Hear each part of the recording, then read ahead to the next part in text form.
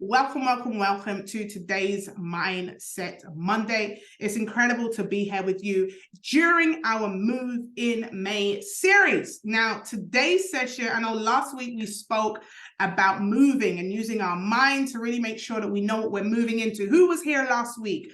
Who wrote down their goals? Who did their homework, right? You guys thought I wasn't going to remember now. Who did their homework? Who actually wrote down the things that they were moving into and the things that were moving away from? Who actually did the work? Because part of, your moving, part of your, you going to the next level is actually doing the work. It is pointless coming onto these calls, guys, if you are not going to transition that into doing the work. If you're guilty and you say, Nikki, do you know what? I didn't do it within 48 hours, as the 48-hour rule says, so I didn't do the work. Go ahead and just say guilty in the chat. And I'm going to give you, I'm going to give you a little wink. I'm going to give you a little bit of love. I'm going to encourage you to make sure you get the homework done within 48 hours so that you indeed will make sure you get it done. That 48-hour rule is real. If you don't do it in the first 48 hours, the likelihood of you getting it done is 0. Okay, so we get our homework as well for those of you on this call. Now, fabulous. So today's topic is not about what you're going to move away from, what you're going to move towards. It is about who is moving with you. Now, one of the amazing things that my fabulous mentor did for me is he gave me this book, guys. And he said to me, Nikki, you need to listen to this book. And I like to recommend things to you. And if you are somebody that is, and I don't want to be disrespectful, but I really want to be clear about the level of book this is a very high level book, okay? It's not one of the, it's not an easy read. It's a high level book and it's going to take attention. It's going to take note taking. It's going to take really focus. This is for people that acquire like success to a whole new level. So when I give you this book, it's not just good enough for you to put it in your notebook. It's actually, I'd really recommend you downloading the audio and listening to it chapter by chapter, but really taking notes. And when my mentor gave me this book, it really clicked for me, something that I knew needed a shift, but I didn't understand why. Now, the book is by a gentleman called Jim Collins, and it is called From Good to Great. Good to Great. Now, when I first heard this book, I had an accountability circle that I was working with at the time, and we really went in on that book and we listened to each chapter every week, and we came back and we held ourselves accountable to it. And I would really encourage each and every one of you to download that audio and listen to Good to Great by Jim Collins, okay? Now, what the book talks about is it talks about how sometimes we can lose or potentially not get to our greatness because we're good. Anybody ever said, oh, I'm good? Anybody ever felt like, okay, I've got a good job, I'm not rich, but I'm not poor, I'm good, like I'm paying bills, I can, go on holiday once a year, I'm doing okay. And so what the book talks about is when you're in that season of doing okay, it can almost be the enemy of your greatness. Have you ever been in a job where you really want to do something else, but you're like, oh, the risk of jumping from this place to risking that because I'm actually good. I don't really have an issue. Now let's flip it on the other side. Have you ever been in a situation where you hate where you're at? And so you're actively looking for anything to get away because you're not happy with where you currently are. And so the key is, and the secret is, to have the same drive as if you're disgusted, even when you're in a good position. And that takes mindset. That takes real focus. That takes real understanding and knowing what it is that you really want to achieve. Now, here's another thing that the book says. Write this down. It talks about making sure that you are with the right people. Now, here's what it says. It says you want to make sure that the right people are on the bus. Write this down. You want to make sure the right people are on the bus with you, okay? You also want to make sure the wrong people are off the bus. And you want to make sure that everyone's seated in the right places. I'm going to say that again. You want to have the right people on the bus. You want to make sure the wrong people are off the bus. And you want to make sure that everyone's seated in the right places. Now, check this out. How many of you, if you were on a plane on the way to your dream holiday, you've been looking forward to this holiday for the whole year. It's been like the highlight. That's what you've been looking forward to. And as you're on the plane, you sit down, you put your seatbelt on, you're about to take off, and the pilot comes on the speakerphone and says, good evening, everybody. It's your pilot here, but I've decided that I want to do what the air hostesses do. So I'm going to be serving you today. And I've got one of the key air hostesses who will be driving this plane. How many of you on this call right now will be happy with the air hostess flying the plane and the pilot serving you coffees and champagne in first class? Somebody talk to me inside the chat box, because that's how some of you have your teams right now. That's how some of you have people who are around you right now. That's how some of you are rolling with people around you right now. Some of you right now on this call are like, oh, I've been friends with them forever, Nikki. You know, I went to school with them. You know, I went to work with them. These people, they were around me so much. So not everyone is going to hold the same seat in your new season. It's important to establish what seats and what position everyone is playing. Now, some people will not play the same position as others, and that's absolutely fine. But one of the things that can really get to us, guys, is if we position people in the wrong seat and the wrong time, what could happen? Someone talk to me in the chat box, because you guys are a bit quiet today. What could happen if you put the pilot to serve you champagne and the air hostess to fly the plane? What would actually happen? What could be the potential of what happens if you have the wrong person in the wrong seat doing the wrong thing? You will not reach your destination. You may not even take off. You may not even have liftoff. What else? What else? I want you guys to really think about this. What could be the potential outcomes if you have the wrong people sitting in the bus? You have the wrong people flying that plane. They're not qualified to fly, which means there's a spirit of confusion. You could crash and burn. How many of us have ever been guilty of hanging on to people that really are about to allow us to crash and burn? Serious delay, lack of experience can cause serious harm and loss of lives. But what if the air hostess said, well, it's not fair. You always get to ride the plane. I want to ride the plane. I want to ride the plane today. It's not fair. I want to do it. You see, sometimes the thing that's not fair is the right decision to make. Not everything is going to be fair. And we've got to get this fairness thing out of our minds. What paradigm has been planted in our minds?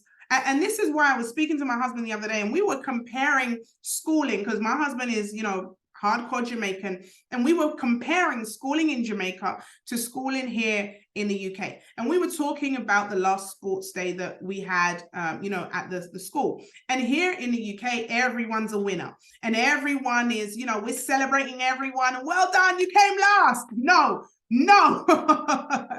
it's not the taking part that counts. Winning. You got to win. We got to get a winning mentality and stop teaching our kids, stop teaching ourselves that it is the, taking part that counts. Because in life, it's not the taking part that counts. You cannot go to a job interview and screw up and say, I didn't get the job, but it's the taking part that counts. No, it's winning. In life, if you want to be successful, it's your results. It's the outcomes. And so we were talking about how, in the UK, everyone's a winner and it's all celebrated. And then when the kids get out there into the big bad world and they realize that, no, everyone isn't a winner. Everyone isn't a winner. Then we were talking about in Jamaica and how, and now, guys, I ain't being biased, but have you seen the 100 meters lately? Have you seen the last decade of who's been winning some of these, sprints and who's been winning some of these relays? I'm just saying, that the Jamaicans have made it like it is in their blood. Even from 5 years old, they are competing.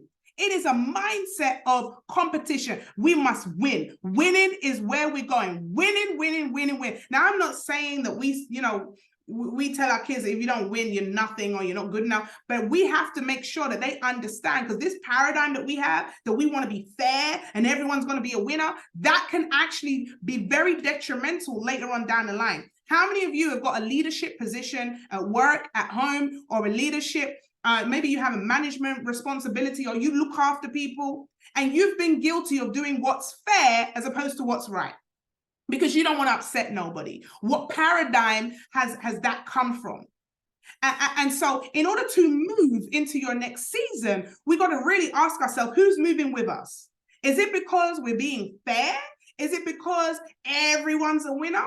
Or is it really what's best for the vision? We spoke last week about your vision. We spoke last week about what's going to be required. Now, the key to this is who's going to be required in what seat? Who is it that you can say, I pick up the phone and I know, like I can pick up the phone. In fact, I don't even need to pick up the phone. I'm going to have Auntie Ann pick up the phone to me, or she can message me and she'll be like, Nikki, I can see you got the book coming. What can I do to serve? Is there anything that you need from me? What do we need to get done? I'm going to get on the phone. I'm going to make sure I sort out the balloons. I'm going to make sure, like, who do you have in your life that sees your vision that's going to go the extra mile to make sure that they're posting, they're resharing your vision, that believe in your vision, that understand that this vision is bigger than just you. It is a vision that's going to help nations and generations. I know who I have on my bus when it comes to me launching a vision. I know who I got on my bus when it comes to making sure that there's a belief system. I had my girl Sabrina ring me up today. She's like, Nikki, I'm sharing this book. Like, I know what it's about to do. I'm gonna make sure that I'm gonna get some people at the event. Nikki, send me the details. We need to get some tickets sold. Sabrina, me and her speak probably once a month. But when it comes down to the crunch, it's not about who you speak to every day. It's who has your back in a season when you know that the vision is at stake. Who has your back? Who do you have on your bus? Who is riding for the vision? Who's aware? You see, there's an awareness. There's an awareness that has to be there. Who has a spirit of discernment around you that when you're going for something, when you're focused on something, that they're right there next to you, that they're right there rolling with you. They're right there taking your vision as their vision. Who do you have moving on the bus with you? Who is it that's around you that you can say, listen, I know for sure that this person has my back. I know for sure that there's an alignment. Let me tell you this, your vision and where you're moving towards, you must be around people that are in alignment with where it is that you're going. It doesn't mean they have to do what you're doing. It doesn't mean that they have to be, you know, they have to have the same goals, but they're in alignment that they know, okay, this is the part that I'm going to play towards the vision. This is the movement that I'm going to be a part of. I just saw my girl Jen just come onto the call. Shout out to Jen. I ain't even known Jen for that long. We met each other on social media, bumped into each other at a couple of events, and boom, the two of us have just been synergetically aligned. And Jen was just like, yo, Nikki, listen, I'm there. Listen, I'm going to make sure I'm at that event. I'm going to make sure that I'm not missing it. And every single day, Jen has shared that event on her page. What type of people, new and old, do you have that can be a blessing in your life? What people do you have in your life that are pouring into you directly or indirectly? Because a lot of the time we associate things with money. This ain't about money. This is about mind. Who's thinking of you? Who are the people that you're surrounding yourself with? You know, one of the time I said to myself, if I don't call this girl, will she call me? It's been 3 years. I ain't heard from her. All right now. Do you have people around you that are pouring into you? Now, here's the thing. I was having a chat with one of my girls today, and we were talking about this, around being spiritually aware. Now, I saw this post on social media, and it said this. It said, if you're hanging around my enemies, then you become one. Now, that sounds so harsh, doesn't it? But you can't be aligned to someone who is attacking. So listen, you can't have a friend that is friends with someone who's attacking you, and you're comfortable around someone that's attacking me. We can't be cool. We can't be cool with that. Now, why am I saying this? I'm saying this because I had to go through some healing, guys. I was a people pleaser, and it was damaging my vision. It was damaging my next move. And you got to be really honest, and you got to have some honest conversation with yourself, have honest conversation with your circle. Hey, sis, listen, we haven't spoken for a hot minute, but you tell me, what's your vision for your life? Let me tell you my vision. Let's see how we can work together. I really believe that there's ways that I can pour into your vision, and I believe there's ways that you can pour into mine. Let's see if we can really work together. Anybody that's not positive in my life has to go. This is not a zero time. You could be family member a little bit more. You could be, I don't even care. You could be the queen. You could be the king. I don't care. If you're a negative force in my life, you have to go. I'm now unapologetic about making the standards around the people that I have around me. Are you clear on the people that you have around you? You know, when I had therapy a couple of years ago, when I was overcoming some really crazy traumas, about 3 years ago now, one of the things, you know, the therapist said to me was around a circle of trust. And she was like, who's in your circle of trust? I want you to write down the people that you trust. And then I want you to do a circle and another circle and another circle and another circle. This is going to be your homework, ladies and gentlemen. So I want you to write this down. I want you to write down the people that you have around you right now, right? The people that you talk to, the people you have around you, the people that you're in regular communication with. And I want you to write them down. And then what I want you to do is I want you to do a small circle in the middle and then do 5 more circles going around that small circle. So you now have 5 layers away from yourself. All right, let me see if your girl can get her artistic skills on. And I'm gonna see if I can do a whole circle here. So boom, you're gonna have one circle like this, and don't judge me. Don't hate me because you ain't me, baby. Right? So you have your circle here. Then you're gonna have another circle like this. And then you're gonna have another circle like this. You guys get it? Almost like a target, right? You guys get it? Tell me you get it so I can stop. This is painful, guys. Right? This is painful. It's getting painful. There we go. Look, I can't even keep a straight line there. There we go. I didn't claim to be an artist. That's why my book's an NFT. Okay, it's technical. All right. So boom. So you have your circle of trust here. Now, then what you do is you're going to list all the names of people that you currently hang around. Boom, boom, boom, boom. Who are the people that you talk to? Who you communicate with? Who's your mentors? Who are the people you pouring into? Boom, boom. The names of the people that you constantly or are in communication with. Boom, you write them down. And then what I want you to do is I want you to plot them. Boom, this is your inner circle, right? You have your inner circle here. These are the people that you know you can talk to.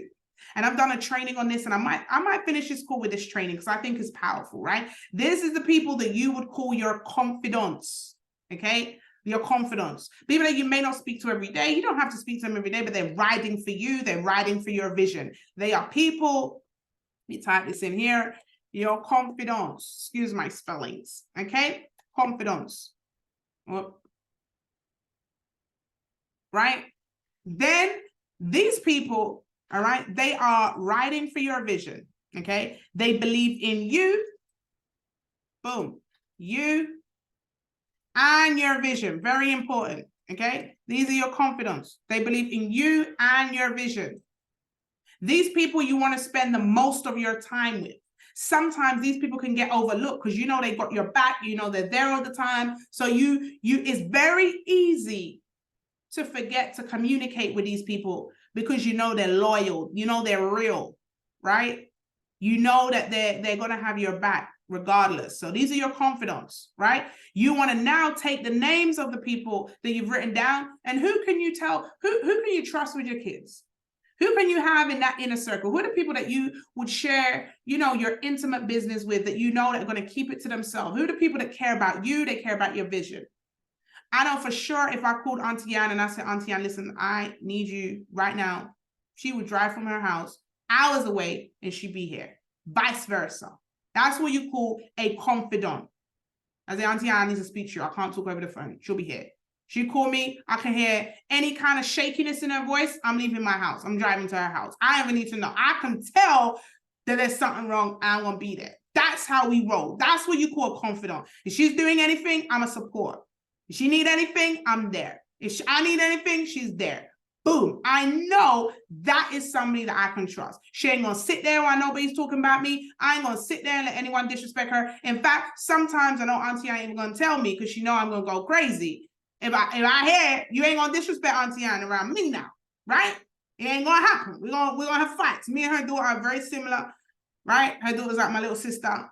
And we're gonna take it to war, Nehemiah style, right? That's your confidence.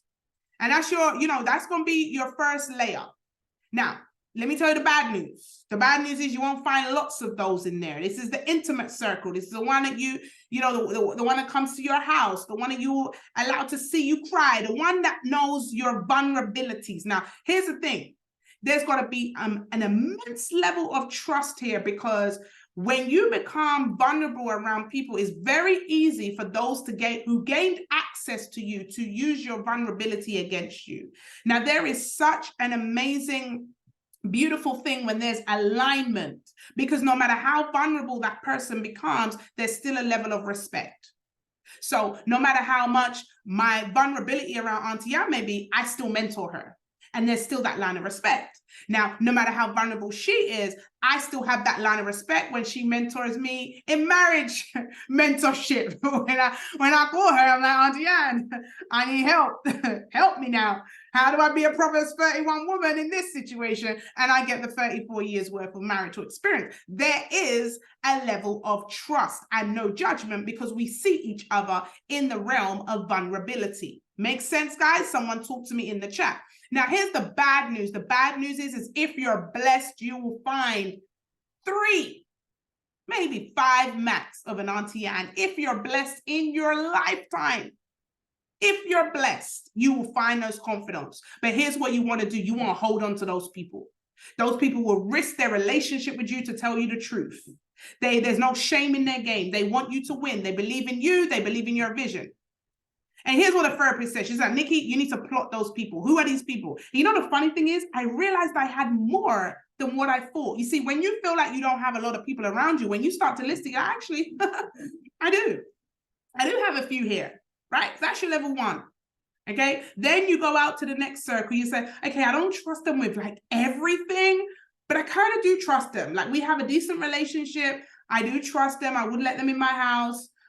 Maybe I wouldn't share everything with them, but there's a level of trust there. Then you're going to get to this level here. This is your second level, right? Then you get out to the 3rd level here. Now, the 3rd level here, ladies and gentlemen, right? This level here is, again, another level of trust, but here's what it is. These people are what we will call, all right? These people here, I'm going to put it over here. These people are your constituents. Your constituents, okay? These may be your work colleagues, okay? These people believe in your vision. They don't believe in you. They don't care about you really, but they believe in your vision and the benefits you bring to them, okay? So you have a mutual relationship. Okay, so this may be a work colleague. This may be maybe business relationship. Okay, there's a mutual, you benefit from that person and they benefit from you. It's a mutual thing. There's still respect. You trust them. Maybe you work together, you get good results together. All right. And these are your constituents, but don't ever get it twisted. Don't mistake these people for being your confidants, because they only care about your vision. So if you begin to look weak towards them, if you begin to show vulnerability, they will drop you for somebody else, because all they want from you is the benefits that you give to them. Okay, this is very important. Doesn't mean they're bad. You just have to understand where to put them when it comes to the realm of trust. Okay, this is your circle of trust. So you can trust them when it comes to business. You can trust them to, you're getting on calls together, or you can trust them to, maybe you meet at the school gates and they can pick up your kid, or you can pick up theirs, or maybe you have a mutual beneficiary, or there's something at work. They do your work sometimes, you do theirs, and you can work together. You can have good communication. But let me tell you this, if they find someone better, they will drop you like it's hot. They have no honor. They don't care about your feelings. If you ever went to them and told them how you feel, they're not listening. All they care about is what you can do to benefit them. And that's the relationship you have. Now, here's the thing with these people, there is no loyalty to you.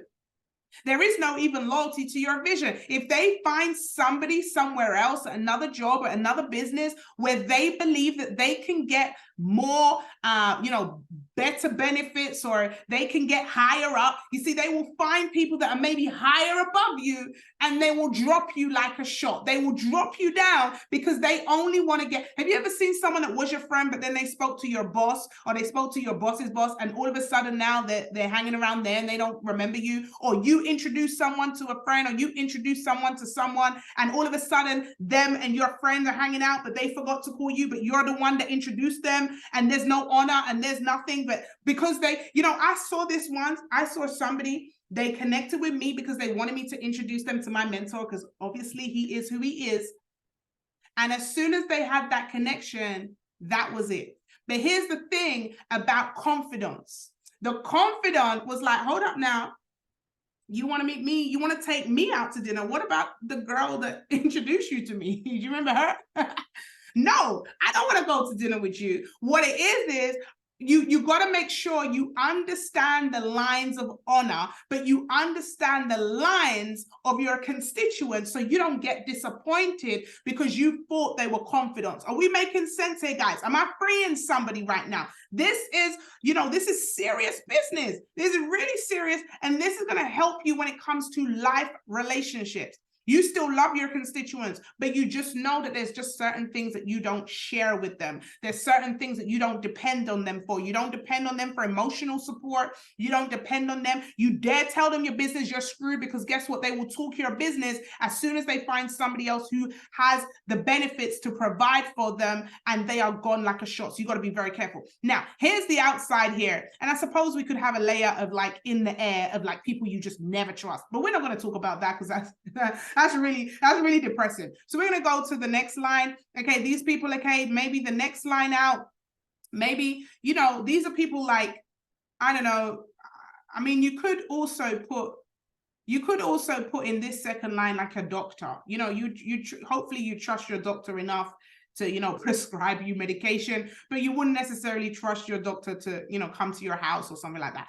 The next level out here, okay, the last level would be now what I would call your comrades, okay? So this is the last layer out, your comrades, okay? Now, your comrades, I hope I spell that right. I don't know, I'm not professing to spell this right, comrades, right? Your comrades now, they don't care about you. They don't care about your vision. What they care about is they care about a joint enemy, okay? So they partner with you, or they come together with you because they hate what you hate. So have you guys ever seen like, Black Lives Matter movements? Everyone who believes in the Black Lives Matter movements are all rolling together. Anybody ever seen, protesters outside? They all hate whatever it is that they're protesting about, so they're all going to get together. Anybody ever had a joint enemy and you guys, all of a sudden you're talking about the same person because you both don't like the person, but you become like, oh my God, did he do that to you? Have you ever, I remember there was a person who was going around scamming people, and he attempted to scam me, and I was speaking to somebody else and he attempted to scam her, and we began to talk about it, but all we had in common was the fact that we were both attempted scammed by the same person. That's all we had in common.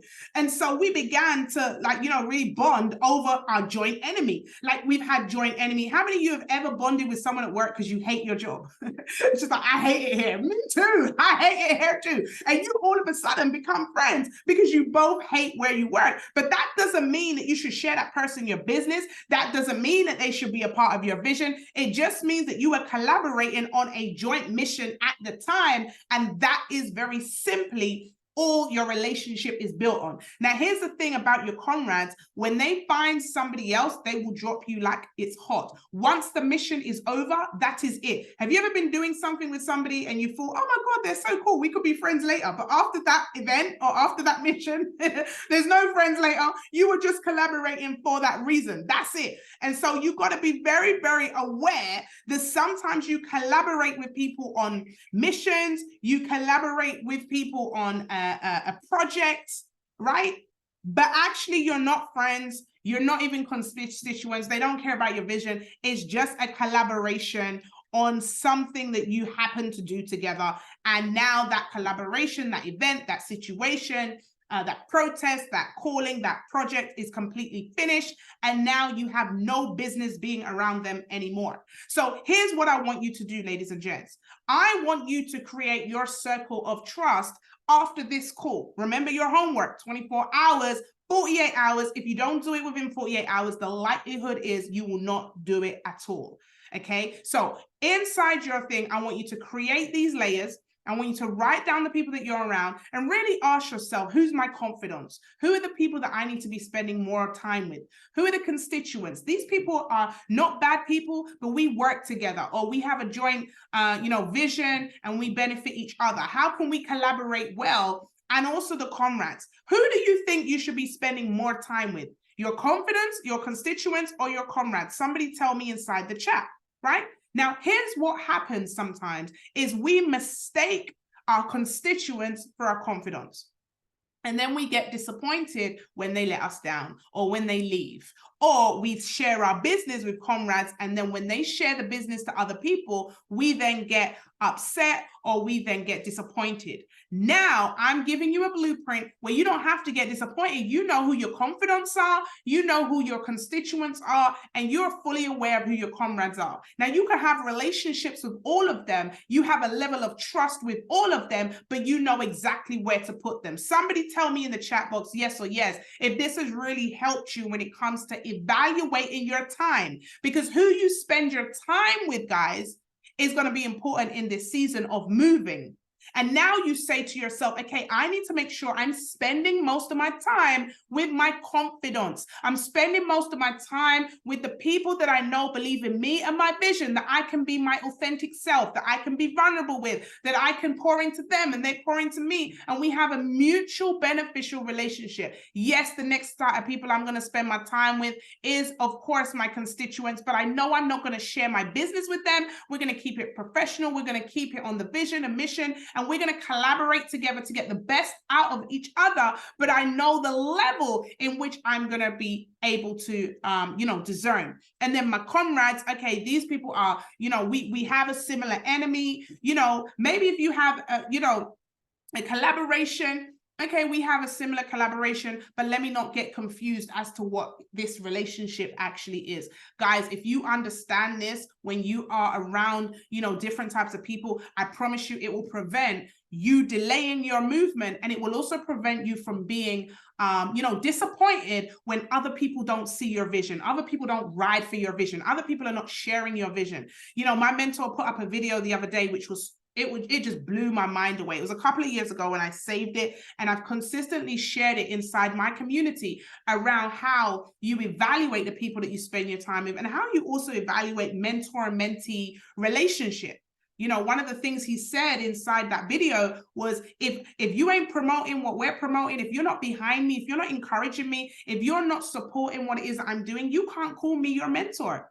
You can't call me your mentor. Like, guys, how free is it to post somebody else's celebration or event on your page? How free is it? How much does it cost you on social media to promote and encourage somebody else? It's actually zero. It costs nothing.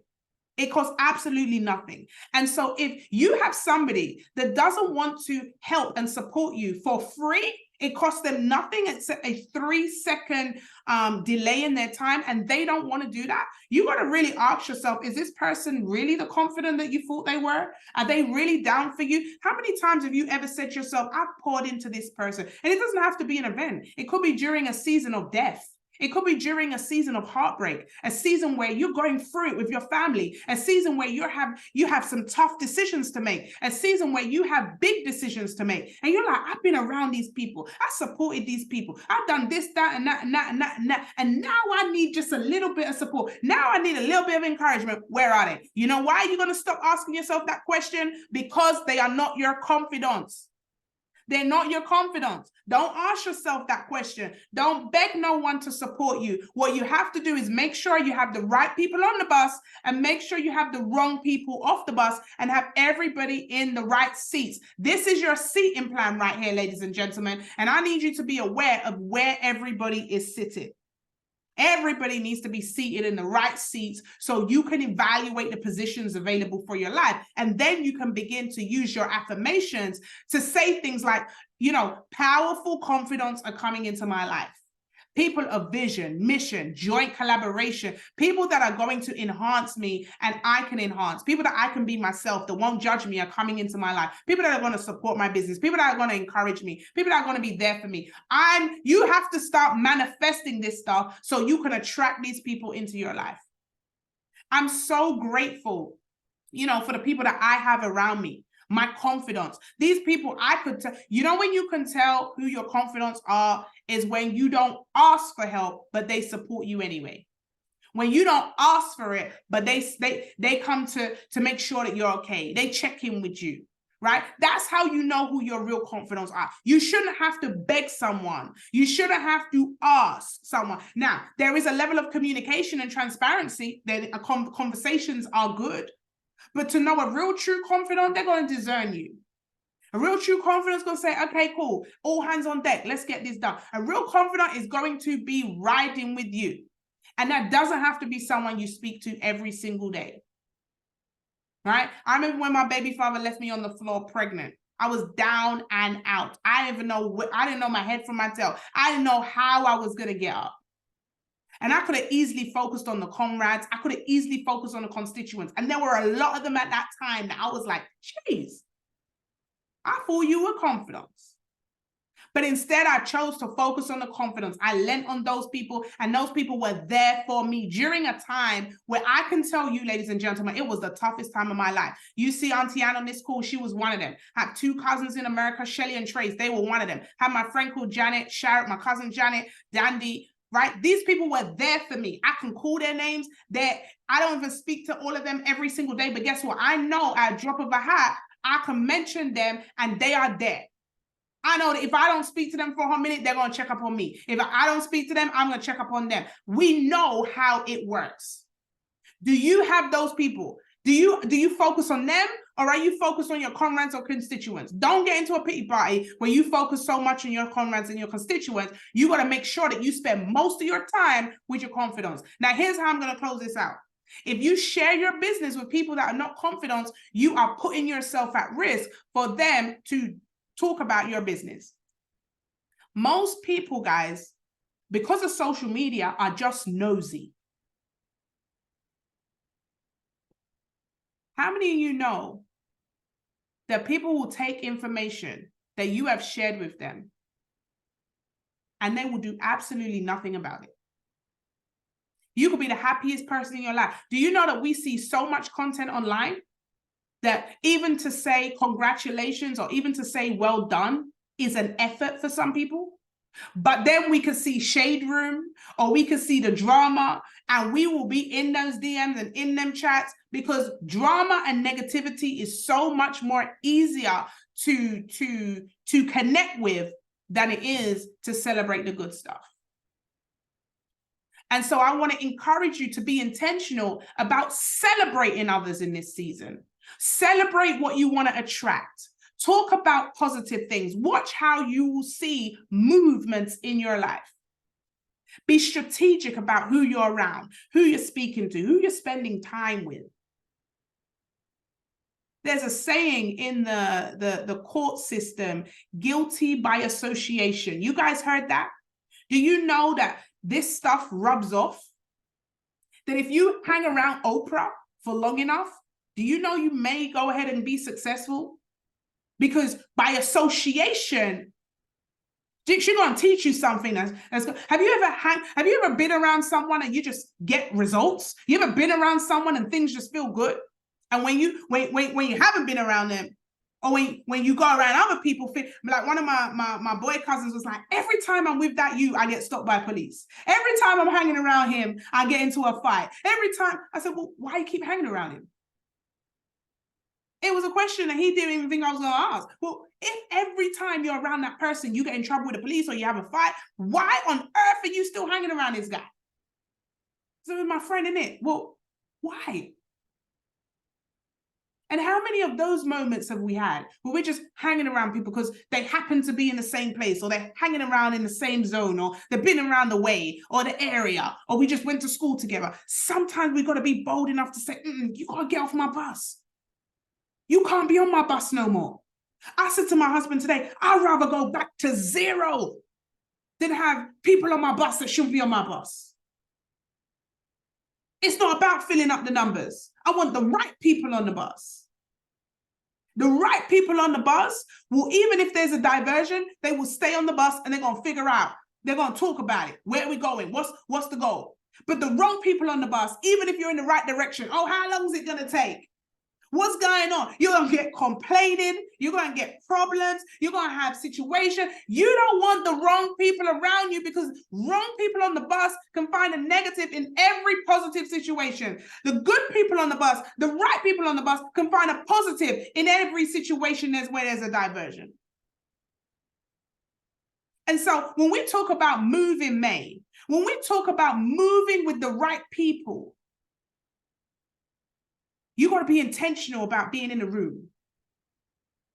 If I'm going to get some t-shirts to say, I'm in the room, I'm in the right room.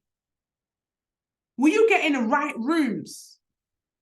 Will you be positioning yourself in the rooms that's going to help bring forward massive transformation in your life? One connection, one conversation, one person could say something that completely unlocks your life. One person. But you have to have the spiritual discernment to make sure that you're in the room with the right people. And you get away from hanging around people that's not going to serve you any good. And here's the last thing I'm going to say to you about this, is you got to have a spirit of discernment. How do I know the right people, Nikki? How do I know? Here's one thing. I do not follow anyone who isn't following anyone. Some of you are going to catch that on the way home. I don't follow anyone that's under no rules. Who are you following? Who can hold you accountable? If you don't have anyone to hold you accountable, I don't want to follow you. I'm not following anyone who's following no one, because the principle doesn't make sense. You don't even follow it yourself. So how can I follow you? I want to know who you're connected to, because through association, whoever you hang around, I'm hanging around too. You see, you may not know my mentor, but through association, you're getting him in me, because everything I talk about and everything I'm saying is connected to what I'm getting from him. So you want to know who I'm mentored by, so you know that you're getting some good stuff. But I don't want to hang around no one that has no accountability. I don't want to hang around no one that's, doing some crazy stuff is going to get me in trouble. I don't want to hang around no one that has no mentorship. They're not under guidance. Who are they following? Are they a law to themselves? Are they a loose cannon? I don't want to hang around no one who has dishonor, who's ungrateful. People that, I was watching an Instagram live the other day, and a girl was just trashing out her mom. I don't want to hang around people like that. Your mom that birthed you, I don't care what she did. Why are you on Instagram talking about your mom? I don't want to hang around people that are going to do things like that. If you have no honor, if you're dishonoring, your parents or people that have sold into you and poured into you, I don't want to be connected, because guess what? You do it to them, what are they going to do? They're going to do it to you. Be a good judgment of character in this season. The Bible itself tells you that bad company corrupts. Who's your company? Who are you guilty for association with? Who are you hanging around? Who's your accountability partner? Second part of your homework today, ladies and gentlemen, I want you to make sure that you have an accountability partner. I want you to text your accountability partner as soon as you get off this call and tell them one goal that you're going for in May that you want them to hold you accountable to. And if you don't have an accountability partner, do not go to bed without messaging someone and saying, hey, I think you should be my accountability partner. Do you have one? Can we roll together? Make a bold decision. So your 2 pieces of homework as we close out is to get your circle of trust done. Know who your confidants are. Know who your constituents are. Know who your comrades are. Second part of your homework is to get an accountability partner. Tell them one goal that you want to do for the month of May, and make sure you hold each other accountable. Do weekly check-ins if you have to. Speak every day if you have to.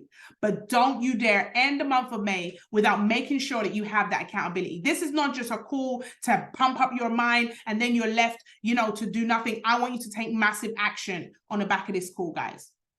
All right. And so next week, I'm so fired up. We're going to keep the theme of Move in May. All right. Next month is going to be next week is going to be crazy. We're going to have a really, really amazing time.